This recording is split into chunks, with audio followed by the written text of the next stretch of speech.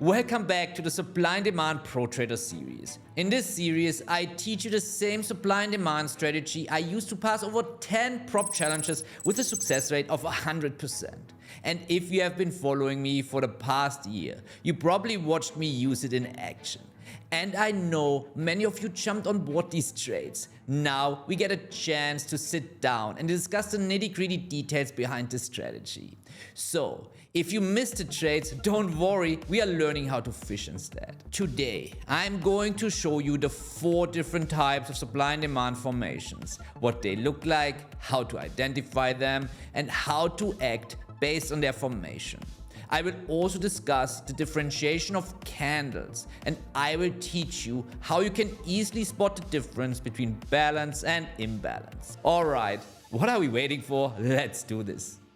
Okay, first of all, we know there are 2 demand formations. Number 1, a drop-based rally. We discussed this before, but let's go through it one more time for context. Just like the name suggests, it's a drop and then you have a price basing being balanced. And from being balanced, price rallies sharply to the upside, like a U-shape. The demand area is in the base, where the market was balanced. We can also refer to it as the origin of the imbalance.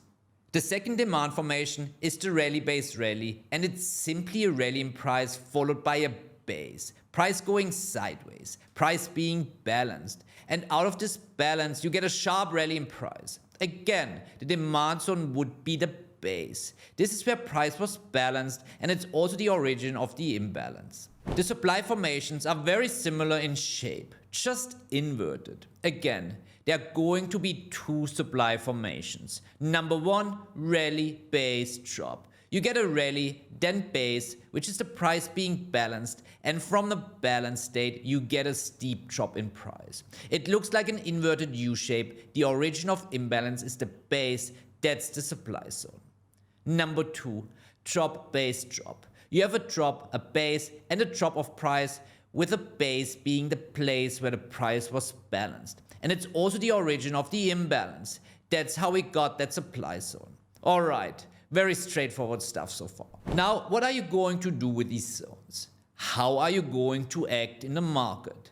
Let's look at each individually, starting with demand. First, our U-shape. We just identified a drop-based rally. We found the base, which is the origin of imbalance. We highlighted the area and we wrapped 2 lines around it.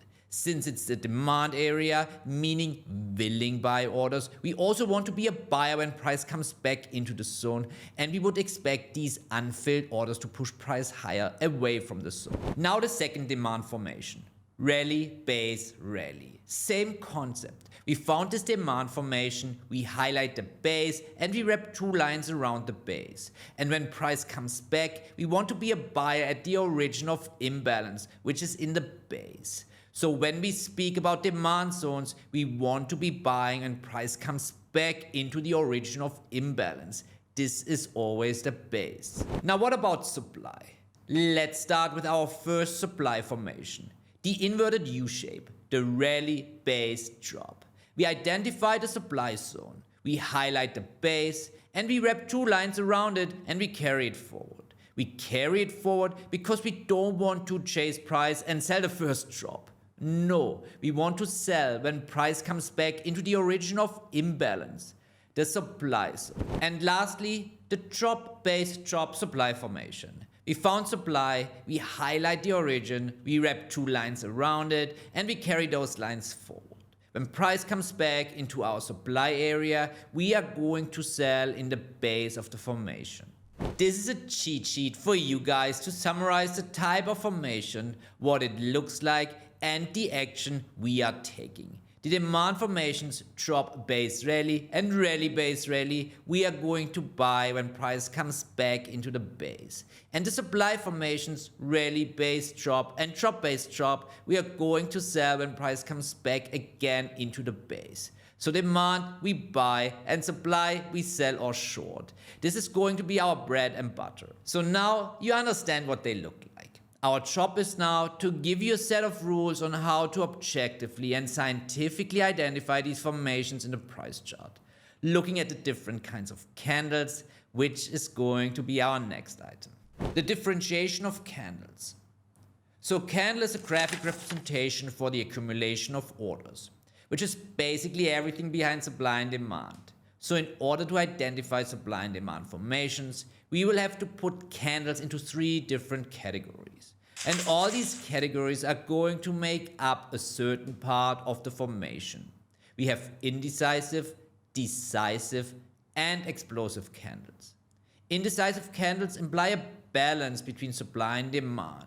In other words, orders are being accumulated. Decisive and explosive candles imply an imbalance between supply and demand. In other words, one side of the party, either the sellers or the buyers, consumed the orders, meaning one party became zero. Now I'm going to show you the different candles, one by one, and I'm going to give you a couple of seconds to take an educated guess on what category those candles may fall under.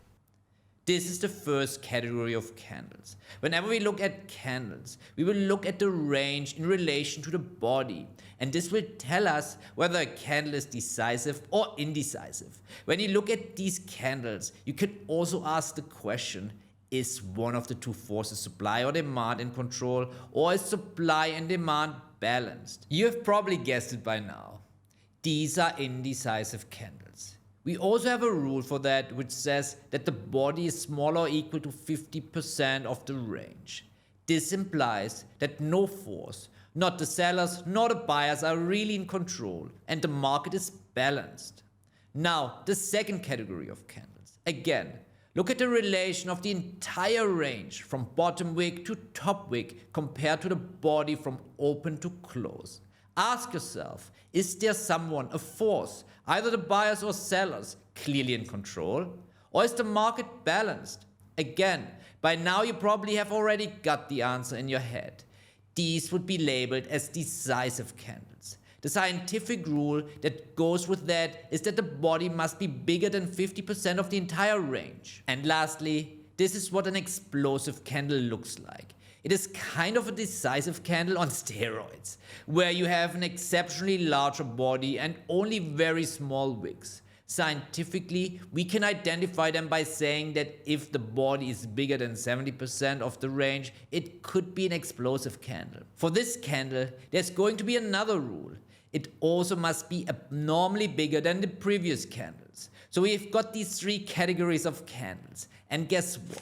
We also have 3 categories within our formations, right? So when we look at our formations, we want certain categories forming certain parts of the formation. The base, for example, should be balanced. Therefore, we are going to look for indecisive candles in the base.